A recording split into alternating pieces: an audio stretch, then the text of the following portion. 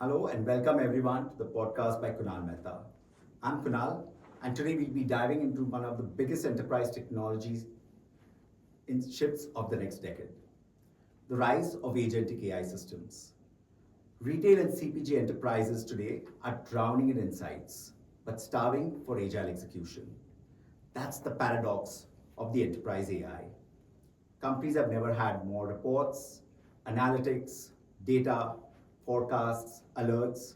However, stockouts still happen, promotions still don't work, supply chain still reacts late, and executives are still drowning into alignment meetings.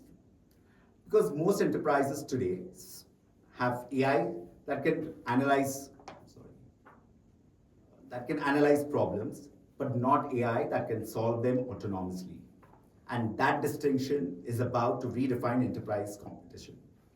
Here's the uncomfortable truth: the companies losing market share today will not be because they have bad products, but because they cannot make decisions faster.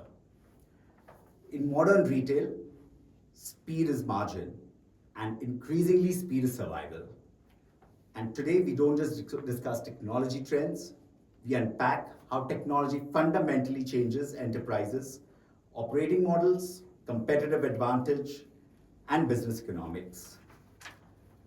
Shubhajit, welcome to the podcast.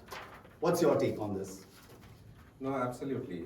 This is exactly what we are going to unpack today, Kunal. Because we are not seeing just one another technology hype cycle. This is here to stay and this is highly impactful. Uh, just to clarify upfront, we will be taking some examples while we are discussing this in this conversation.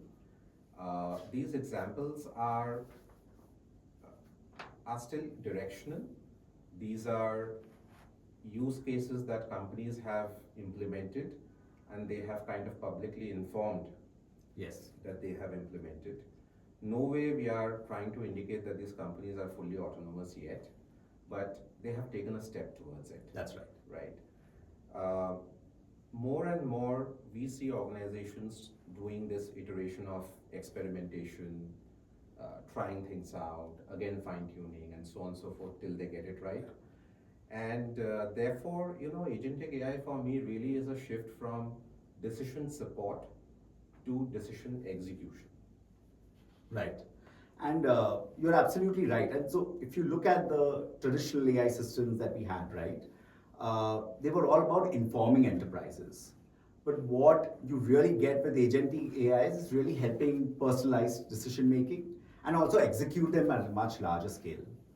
Uh, Now, this is a big shift for every organization that's moving towards it, and honestly, that shift is already happening as we speak.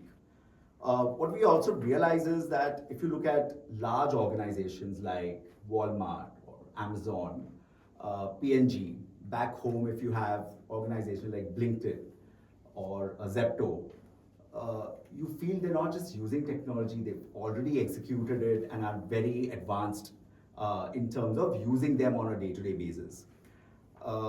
So AI really, it's no more just a fashionable word, but because human coordination alone is increasingly, keeping the pace and the enterprise complexity, we now see a big shift happening from enterprises to that extent.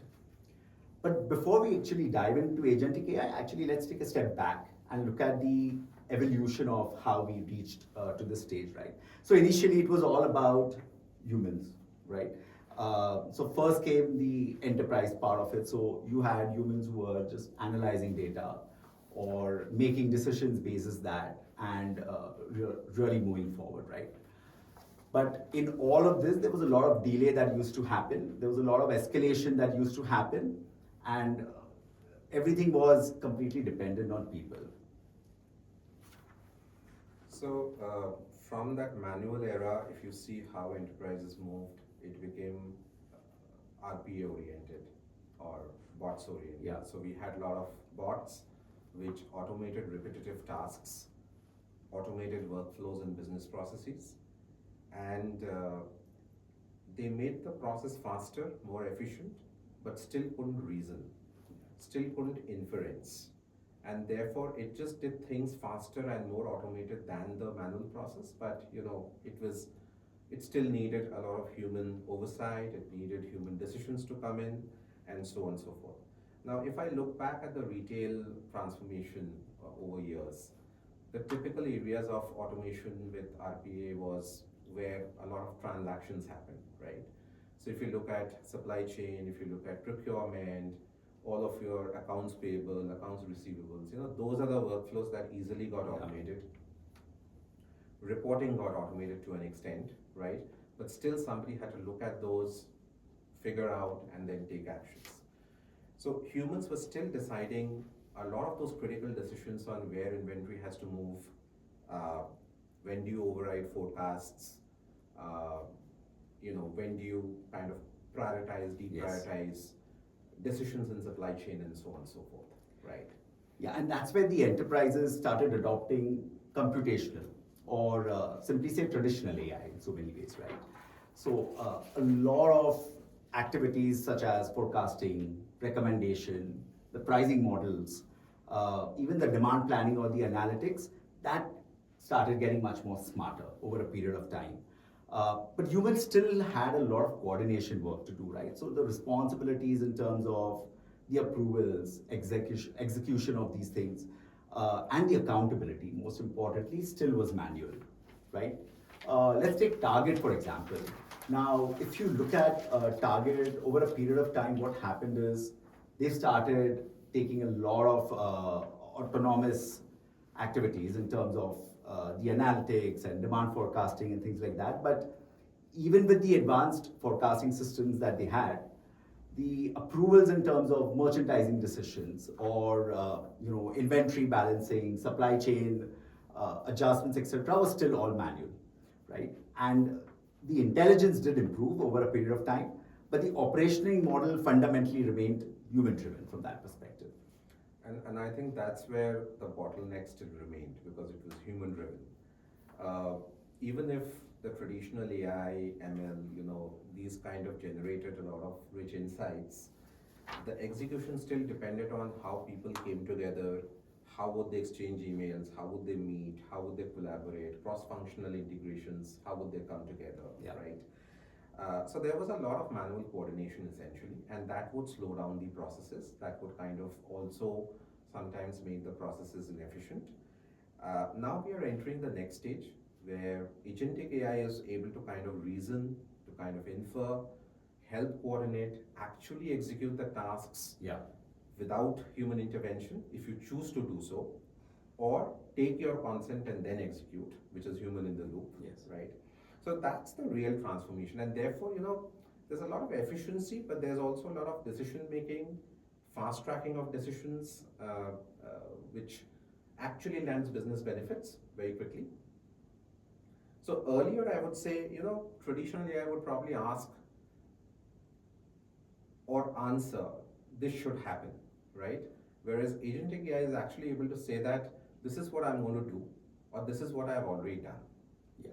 And you could say that that's the most scariest part of these transformation projects that really happen in organizations. Most enterprises today are still architected for human speed coordination in a machine speed economy, and the future of enterprises will not be defined by who has more dashboards and insights. We're looking at a stage which is coming where you define and execute cross-functional orchestrated decisions before really competitors even finish their internal meetings, and that's where the new enterprise arms race really is. Now let's dive into what agentic AI really is. Are we going okay, or am I stammering, or what is it? No, it's fine. Are you sure? Are you sure? Of course. It's fine. Okay, little bit your voice should be coming, like his is perfect. Yours should be a little better. Yeah, a little more. No, you have to shift it.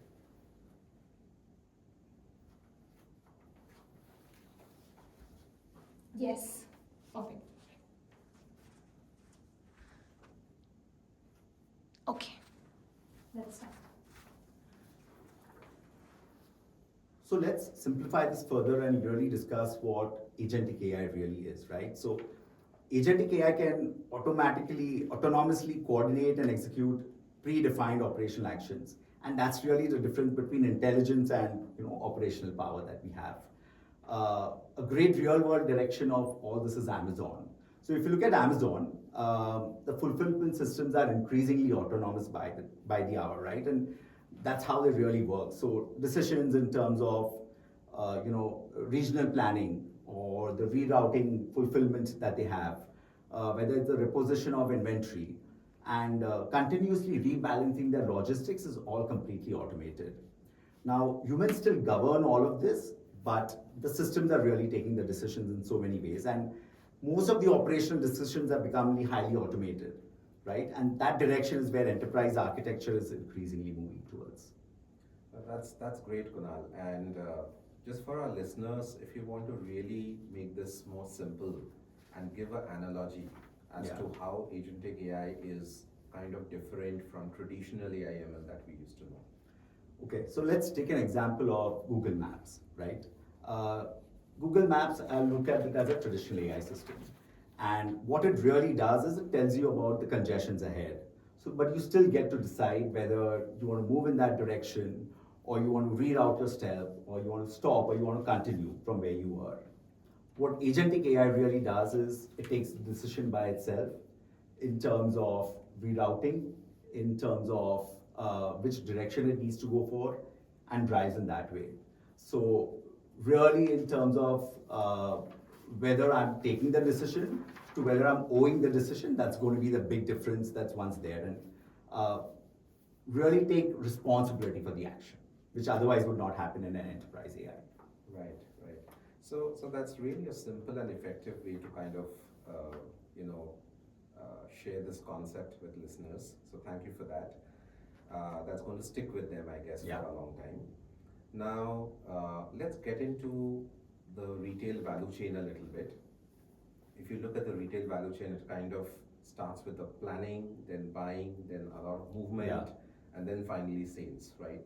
So if you go across that retail value chain and see how agentic AI is impacting, that possibly is going to give some insights to our listeners in terms of how they should do things or how they should think about doing it.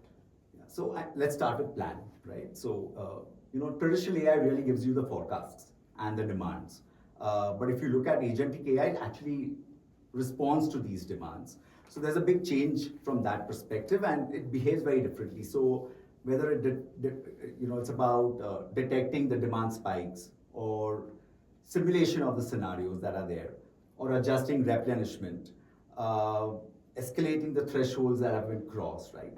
While increasing levels of governed autonomy is there, the massive operational difference comes into play when decisions are taken much faster than human intervention. So I see that as a big change. If we take Walmart, right, the supply chain for Walmart needs to be real time, right, because they work across multiple geographies. So what happens with this is whether it's a change in the weather or a lot of things that are happening in the world today, which affects the supply chain, etc. The systems have the capability of doing the predictive analysis surrounding and taking decisions. So from becoming responsive, then it's become a much more competitive mode for the other players in the market. Good. So that was Walmart, and then let's look at what's happening in India. So if you look at all the key players in the quick commerce segment, be it Blinkit, Zepto, BigBasket, etc. Yeah. Right? Because of the quick turnaround that they have to do within 10 to 15 minutes, and that's the promise to the customer. The inventory and replenishment decisions are a lot more autonomously managed today, because without that, they would simply not be able to Yeah. deliver that. And that's already happening. So, you see the 10-minute delivery, you see anything between 10 minutes to 30 minutes. It's become the norm now. It's become the norm now, right? And if you think of, putting in a lot of human coordination there, then that would really actually slow down the process, right? So that cannot happen. So they have kind of figured out how to debottleneck it, right? Now, let me take another example. So let's look at a consumer products company, let's say a AC manufacturer, okay? And think of Chennai as a hot and humid city, and the sales of ACs, let's say, surge during Yeah. the peak heat waves that we see there. Now, typical traditional AI would basically probably try to get the signal on the demand side surging up, would probably be able to respond to a certain extent and give alerts, but would really not make the supply chain responsive. Yes. So, in the agentic paradigm, what would typically happen is uh, the system itself would be able to reroute inventory, would be able to take decisions on production, Yeah.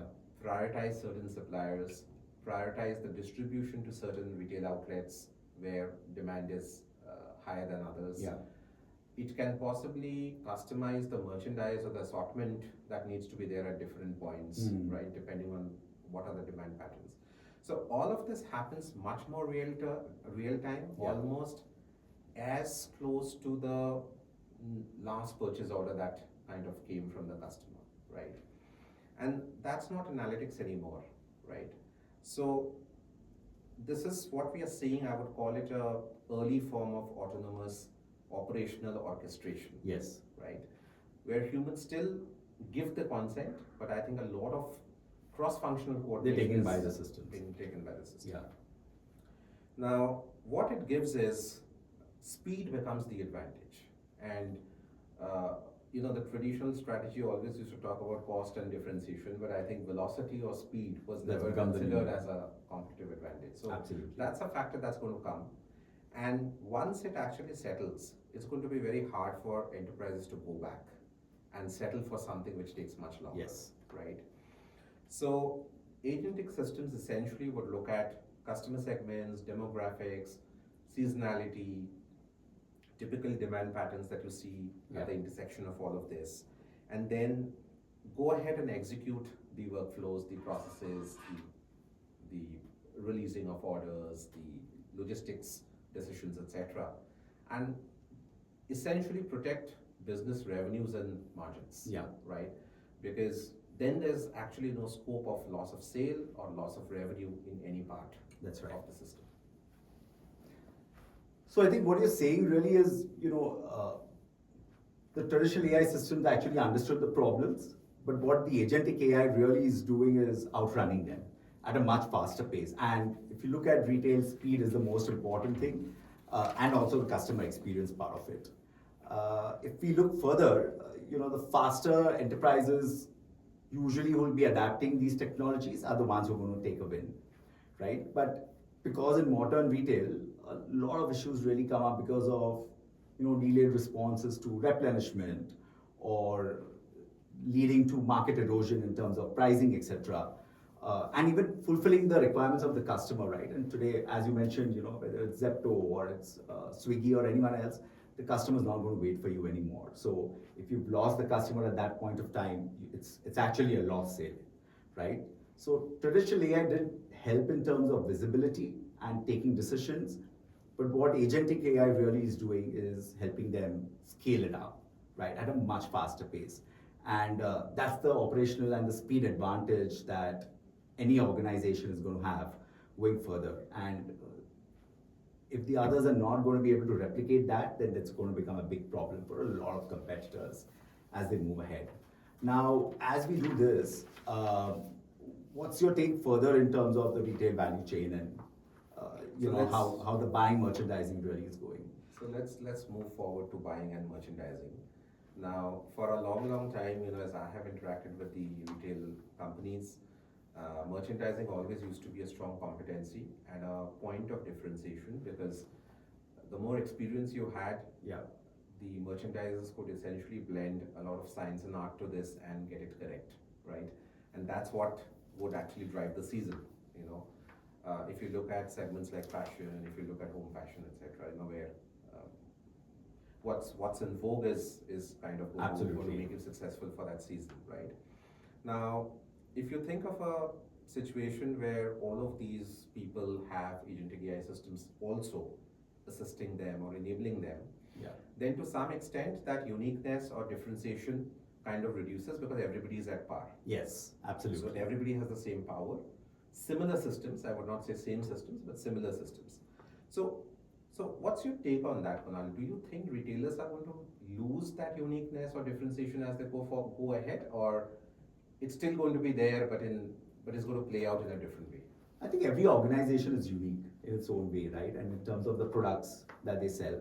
So there's always going to be a USP that every organization really has. But if you look at that segment, right, what traditional AI really did and continues to do even today for most organizations is help in the disruption of supply chain. That will definitely happen. But if you look at the escalation and the disruption from that perspective, what AI will really do, agentic AI really do, is completely reroute how the supply chain really works in the future, help in better demand and forecasting, and move in that direction. So that's going to be a huge leap in some ways. Yeah, that's a huge leap from insight to orchestration, Yeah. I would say.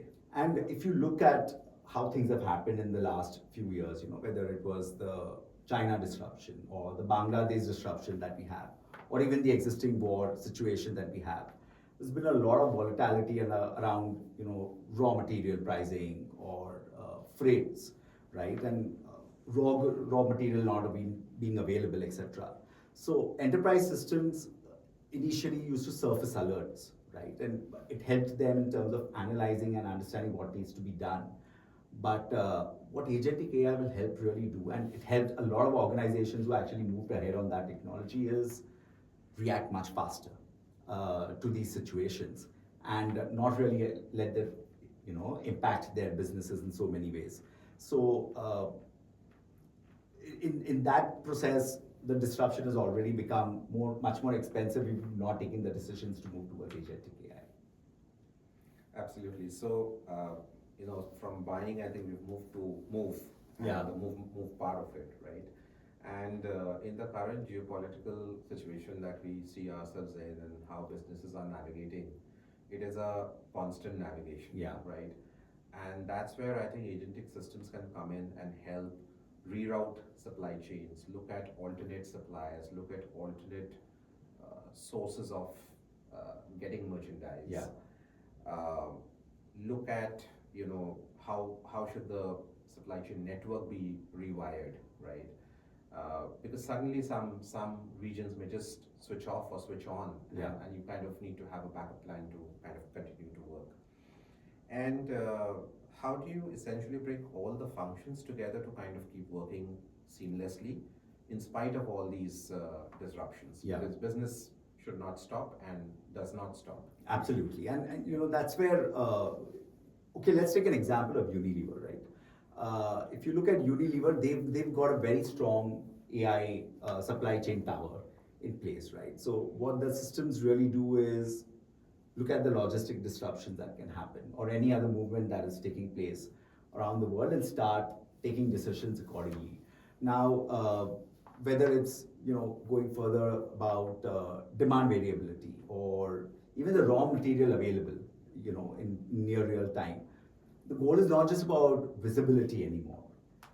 If we look at things, it's really going to be about increasing orchestration with governance layers attached to it, and it's not just them, whether it's organizations like PepsiCo or any other large transnational organizations. It's going to be very important to have predictive analytics in terms of how the businesses will get disrupted and start taking decisions much faster. Now, that is really going to help them increase their inventory flows globally or provide products on the shelf at the right time, because once it's loss of sales, it's not going to come back. So there's going to be a huge shift happening from that perspective. A lot of organizations have already moved in that direction. Most would not have actually started taking the decisions to start testing out those waters. But the ones who not, I think they're going to start failing very soon. So I'll take another example which comes to my mind, which is Domino's. Favorite for all of us. It's part of the QSR industry. If you remember, even some years back, they were quite ahead of this. I mean, there was no quick commerce then, but if you remember those funny ads by Paresh Rawal, the 30 minutes delivery and refund if you did not reach there. So I think more and more I kind of consider Domino's more of a tech-enabled logistics company rather than a restaurant I company agree. or a food company. Yes. And they've kind of fine-tuned and refined this to an extent where from the point of taking the order to the point of delivery, they have got almost everything timed Completely and timed. everything predicted so that there's no disruption in that chain, right? Now, with AI, agentic AI systems, just think about the power that comes with it because uh, the delivery routing, the kitchen throughputs, the raw materials that go into making the different flavors of pizzas that come out, the stuffing, how much to reorder, how much to keep buffer stock.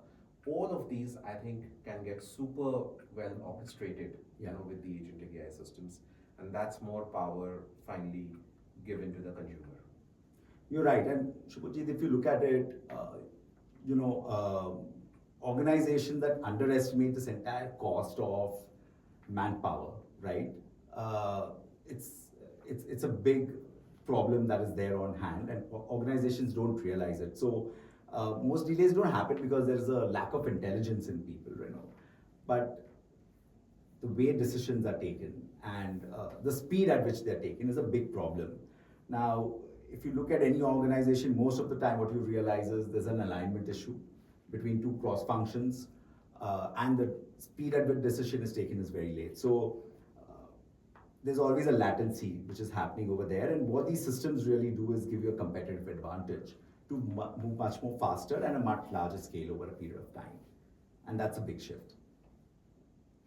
So as we do this, let's move to our next segment, which is really the sell part and the most important part, because at the end of the day, if you're not able to sell your product, what's the point, right?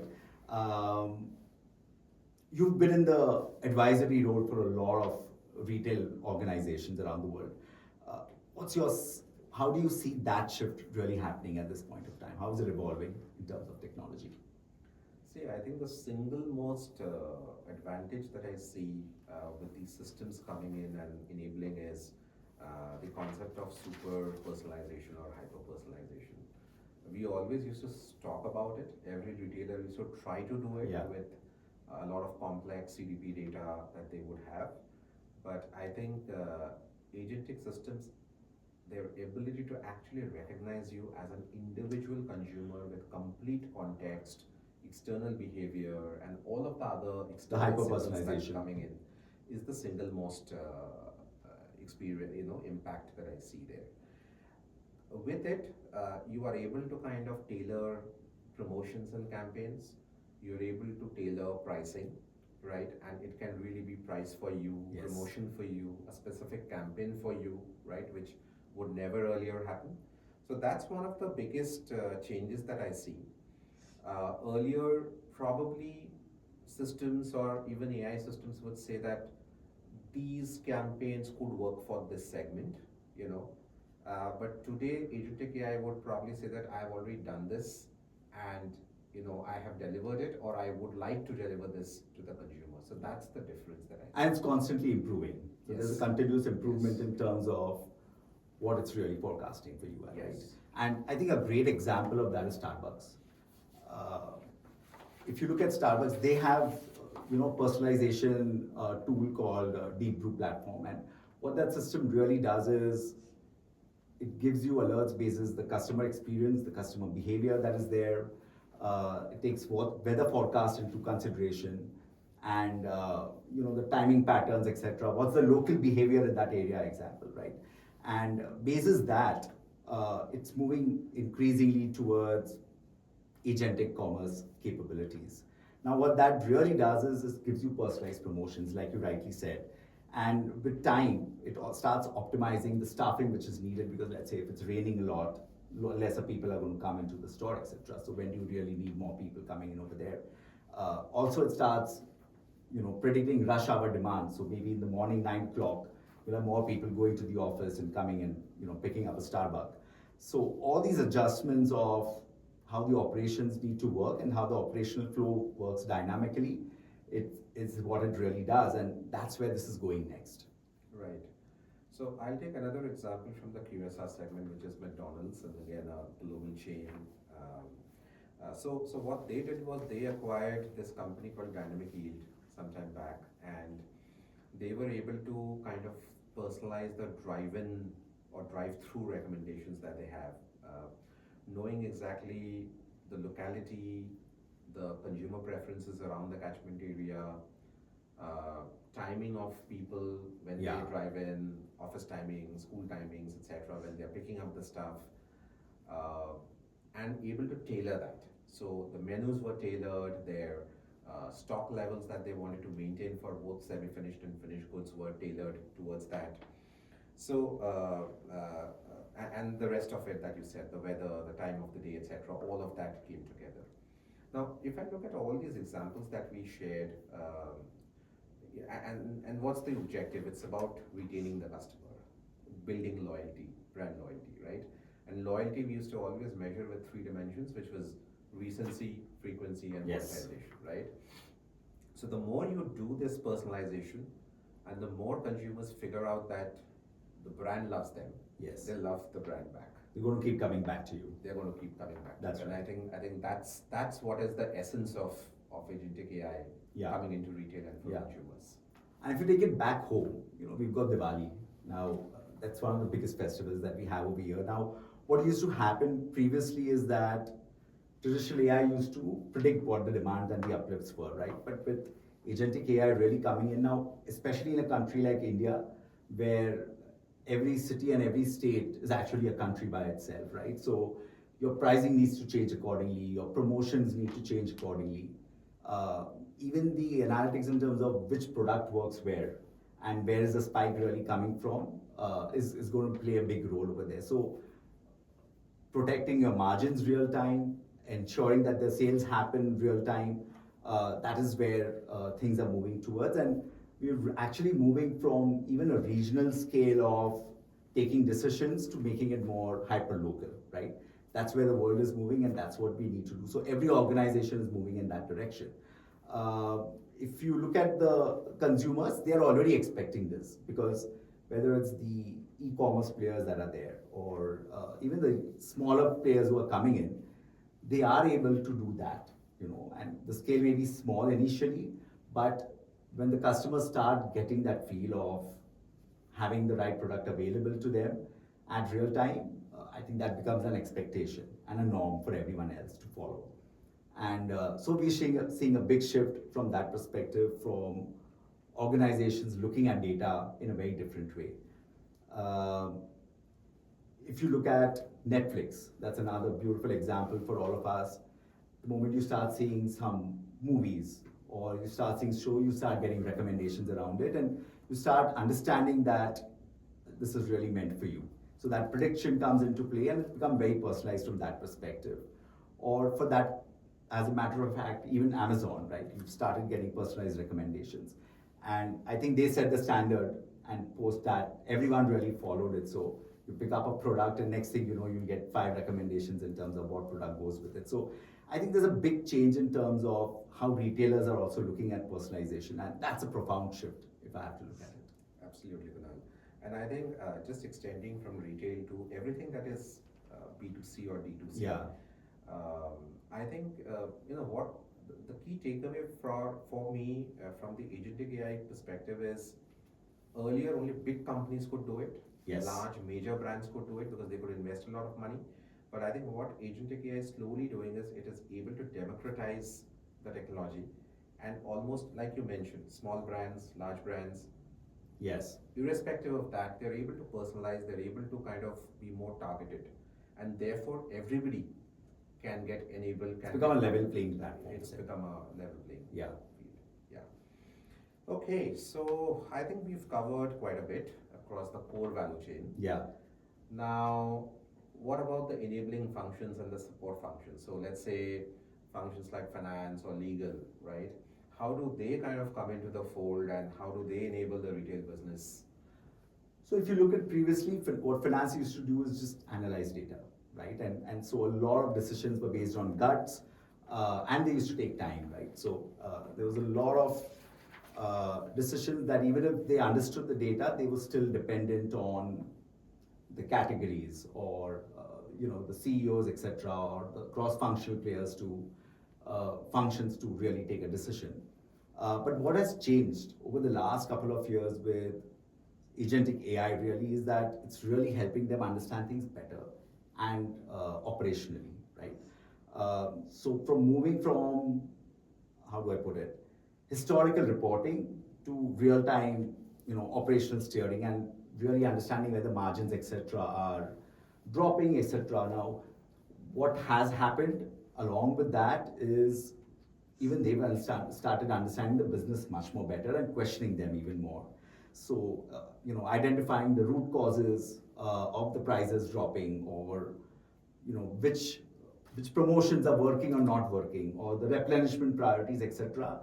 Today, the finance guy has reports in hand, which actually tells them what decisions need to be taken, and not really be dependent in the meetings and really question things better, right? So there's a big shift in terms of being ready and asking questions to the business.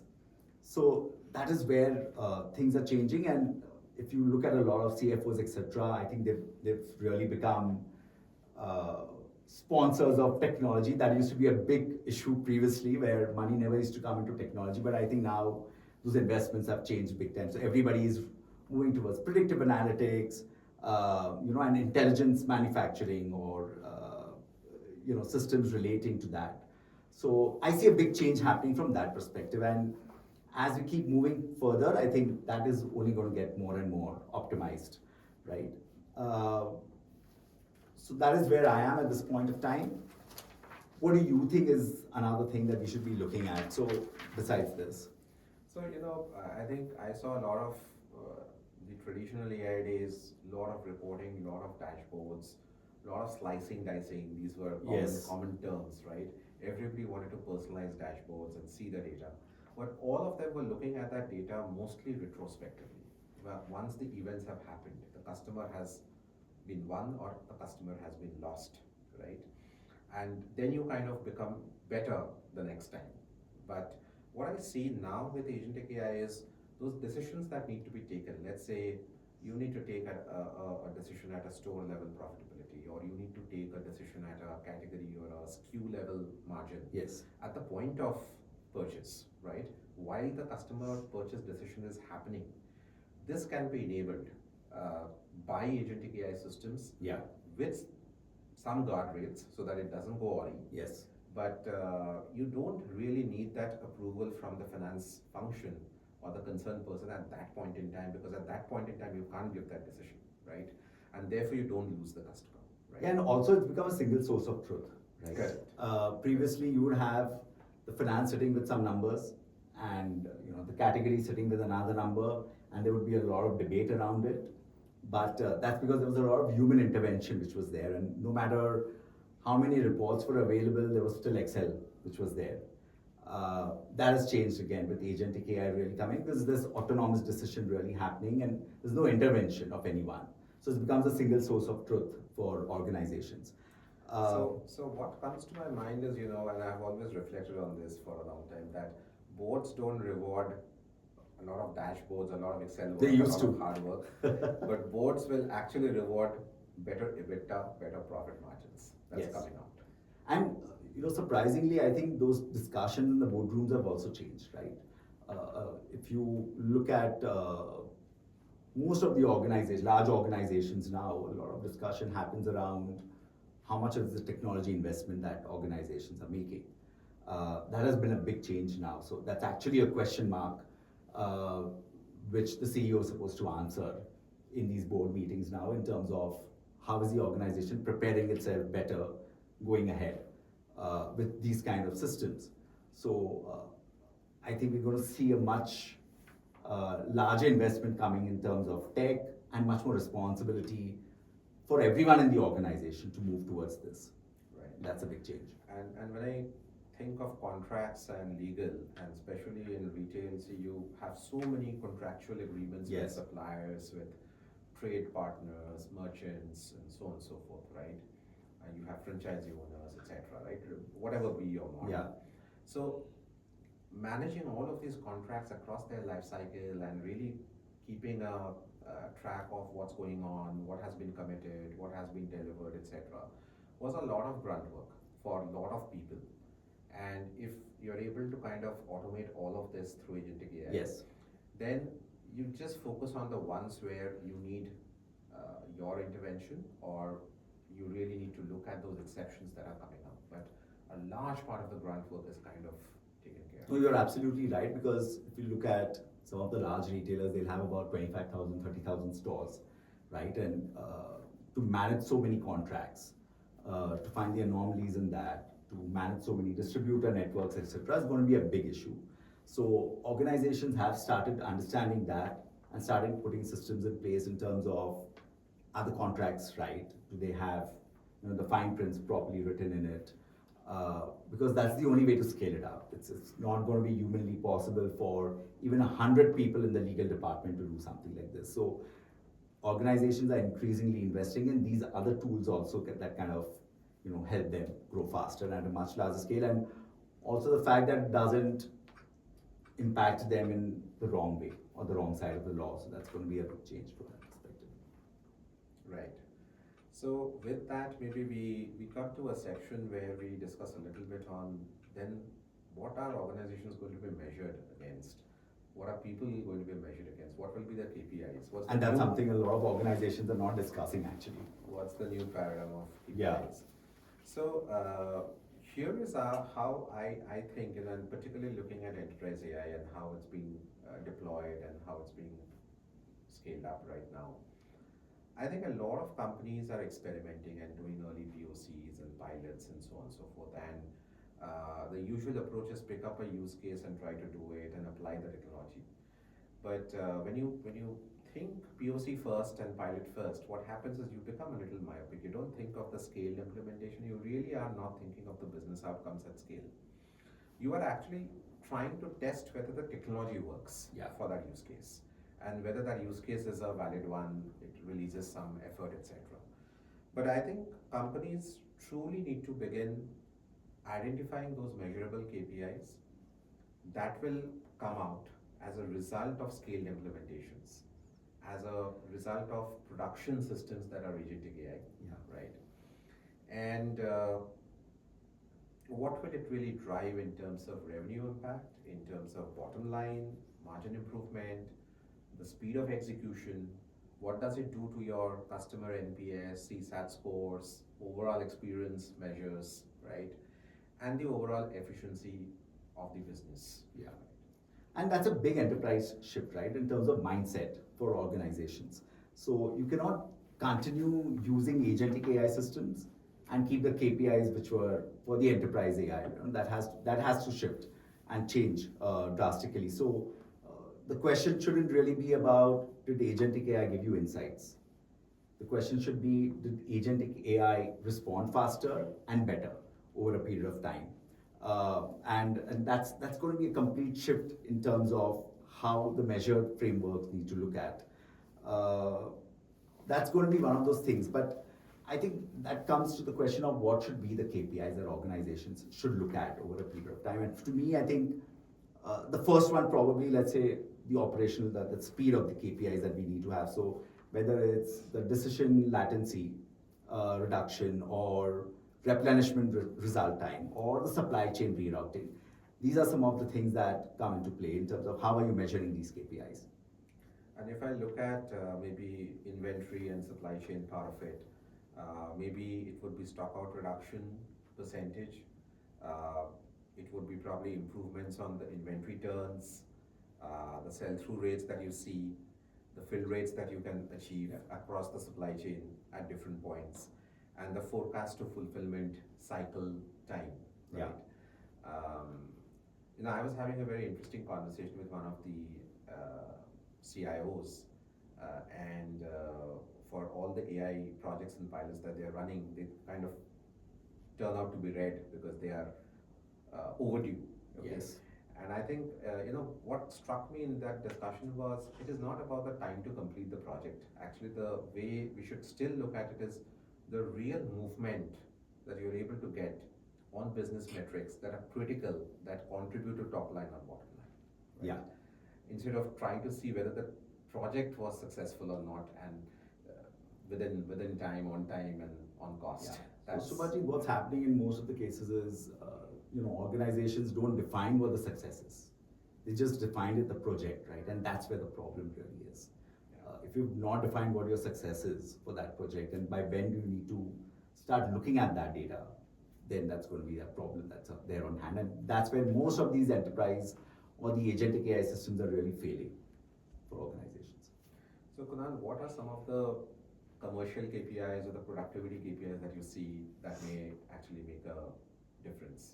One of the most important things is, I think, dynamic pricing uplift. I think that's very, very important because depending on how the products sell in certain regions, etc., you need to keep evolving that over a period of time, or you're going to start facing margin erosions, etc.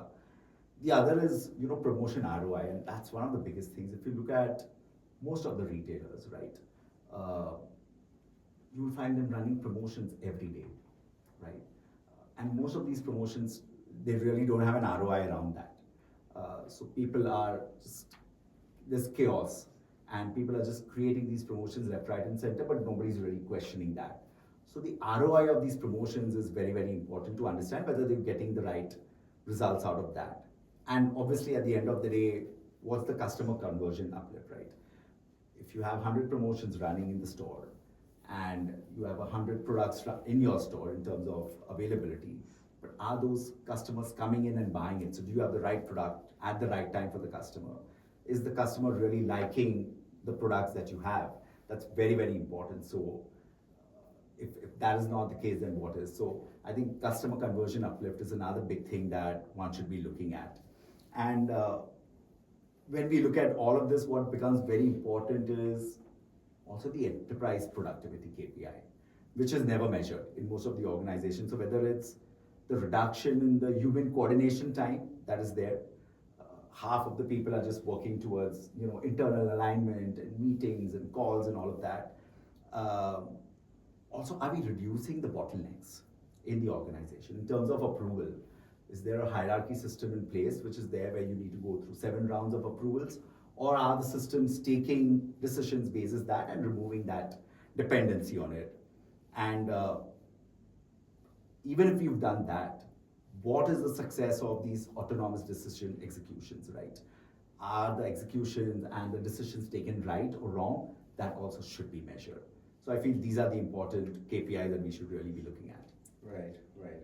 And eventually, I think the most important KPI for organizations will be how much of that organization runs autonomously versus how much of the organization kind of needs manual interventions. Right? Yeah. So, because as we talked about it a little while back, competitive advantage, a measure of it will be how fast Yes. or how speedily it is able to execute tasks and cater to the customer, right? Now, we've spoken a lot about the fast, intelligent operating system for enterprises. Let's look at what it's going to do to people, right? For a long time, people have been in that seat where they have led decisions, they have also gained a sense of power to give out those decisions, right? What does it do to those people? Also, how should you govern, and what should be the framework for governance in these enterprises? Because half of it is being done by systems, half of it is done by people. Yes. So how do you hold the respective sections accountable? So most of the organizations are still evolving as far as this technology is concerned. And so if you look at traditional AI, you had all the data with you, but you were still taking all the decisions, right? So it was still human driven in so many ways. But with agentic AI really coming in, I think governance is going to become very, very critical. I think that's where the HR kind of comes into play at some point of time in terms of how are you rebalancing these resources, how are you training them for the future, etc. So there's going to be an increasing level of governance which is going to be required even in this autonomous situation, and organizations will have to create that environment for to be able to take those kind of decisions. Right, right. So the best organizations of the future, in my view, would not be asking how many jobs are getting replaced by AI. I think what they are going to ask more increasingly is how humans and AI agents kind of collaborate together and work more effectively Yeah. towards the objectives of the business. Absolutely, and that's where the big shift is going to come in a very big way. So, if I take retail for example, let's look at the planners, right? All this time they would get data, and then they open it in Excel sheets. They make changes in the numbers, again upload it in some system, and decisions are taken basis that. With agentic AI really coming in, they're going to become more of exception managers. So you're not making decisions on a day-to-day basis in terms of which product goes into which store, but when you want to take some critical changes or exceptional changes, that's when you really come into play. So I think those roles are going to change drastically, and leaders will start focusing more and more on the governance or the strategy or the customer output optimization of it. So that's where things are really going to change in a very big way. And we are already seeing this shift in certain ways, but organizations which are not having these discussions internally, I think there's going to be a big problem over there, because there will be resources who are sitting in the organization for 10 years, 12 years doing only that. And if you've not had those discussions of how do you upgrade these resources internally in the organization, then there's going to be a big problem on hand. Right. So I think governance will also have to look at these aspects of explainability, because a lot of the process is getting executed autonomously. Yeah. And let's say you need to trace back and you need to figure out what actually happened at that point in time. Like the old ways, you can't go and ask the people what you did and why you did Yes. it. So you need to kind of have complete traceability, good Yeah. audit trails. I think that decision boundaries need to be clearly defined. What's being taken by humans, what's being taken by systems, and what are those mechanisms by which people can actually override the autonomous workflow as well. Not just at specific checkpoints, but Yeah. literally at any point if humans want to take over there. Yeah. So I think that's going to be a critical mistake which most organizations will make if they simply move towards agentic AI, but not really fix the operational foundations. So, for example, if your core processes that you're running on, or the operational discipline that you need to have in the business, or even the data infrastructure, the basics, if they're not in place before you actually scale up towards autonomous decision making, they're going to backfire, right? That's going to be a big problem. And that's why, underlying processes that are fragmented, or,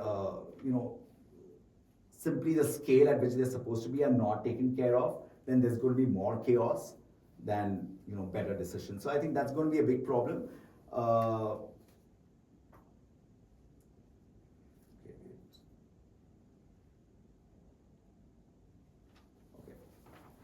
So the other thing is, if I look at it, if companies have adopted AI, I don't think that's going to be the problem. But if they have a weak infrastructure on hand, then that's going to be the larger issue that we have on hand. And the next big enterprise won't be the lack of AI. It's going to be the poor governance of AI autonomy. So to me, I think that's the underlying factor in all of that needs to take place. Now, let's look at how the enterprise, Achha, this is where you come in now. Okay. So let's look at how the enterprise spend is shifting. Because you've been doing this for a long time. So what's your thought on that? Over the last 20 years, I think there's been a big shift over there, right? So initially, all the spend would be around, enterprise systems or reporting dashboards, just having basic tools in place in terms of HR and workforce systems, etc. This was in the early 2010s or so. By the time we moved towards 2015, RPA kind of came into play, and we talked about how RPA started changing a lot of decision making over there. Towards 2015 to 2020, we started having the buzzword of cloud computing, and so that came into play. Now, as we're moving now towards 2025, 2026, again, there's a big shift now which is there. So whether it's boardroom discussions or it's internal meetings, everyone's really talking about AI orchestration. So that's a big thing that we're seeing. A lot of organizations now want to move out of human decision making and move towards agentic AI decision making. So autonomous decisions is and systems is where it's going to play a big play. Everyone's testing out enterprise co-pilots, agentic workflows, etc. So I think the spends have changed a lot. The discussions have changed a lot. So yeah, as a CIO, it's very helpful to see this change which is happening. And I think what's also happening is even we are being questioned, in terms of the decisions that you take. So a big shift from that perspective with a lot of open AI tools available. Everyone's got an understanding of what's there and what's not there out there. So that is a big change that I see now. Right, right. And spend will always happen, but what that spend goes towards is kind of Yeah. changing. If we look back, last decade was about digital transformation, digitizing workflows, digitizing processes, etc. Now I think it is about more of digital orchestration of operations Right. and execution orchestration, right? With governed autonomy, like you said. So Yeah. governance has to be there. And for the next decade, how do we look at it? So it's a shift from system of records to system of execution, system of orchestration, right? It's no longer, the table stakes have changed. Yes. It's not about information records, it's not about having all of the data. It's actually being able to, the ability to kind of execute very fast and deliver results Yeah. very quickly. No, great, great, Kunal. We've covered a lot in this conversation, so maybe it's time to sum up for the listeners. So, how will you converge all of this discussion? So I think the simplest way to really summarize this discussion is, what traditional AI used to do is, help enterprises think better. The big shift is going to be with agentic AI helping enterprises operate better. So that's a big shift that I see. Also, agentic AI is really going to help you generate actions, which never used to happen before. And the dependency on humans to execute things is going to reduce drastically. So agentic AIs will work alongside humans to execute things faster, continuously, but at a much larger scale, which could not happen previously. Also, that during this transition phase, the human oversight is going to remain a limitation, right? So if we've not taken care of that, then that's another big problem that we have on hand. It's really going to be the operating models for the organizations to really help enterprises build this trust or the governance and the confidence that is needed in the autonomous systems progressing. So that's going to be a big change, and I think every organization will have to go through that. But if it's done at a later stage, it's going to be a problem. You need to do it while you're adopting these technologies, or even before you've started adopting them. So, to me, I think it's the competitive advantage stems not from the systems that you have, the dashboards that you have, the data that you have, or how many more alerts you got. Yeah. I think it's about the speed of moving from the intelligence that you have to have delivered it in terms of execution, be it any business. That's kind of really my takeaway. Yeah. And I think the final messages that you have for the listeners.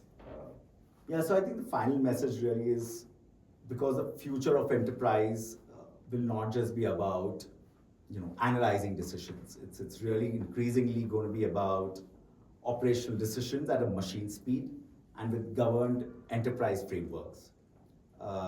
They just don't become more efficient, right? They're going to become structurally difficult to compete against, and that's exactly the kind of enterprise transformation we explore at this podcast. Not just what technology does, but most importantly, how it changes the dynamics and the competition itself. Thank you for joining us. Thanks, Subhaji. Thank you, Kunal, and thanks for joining us.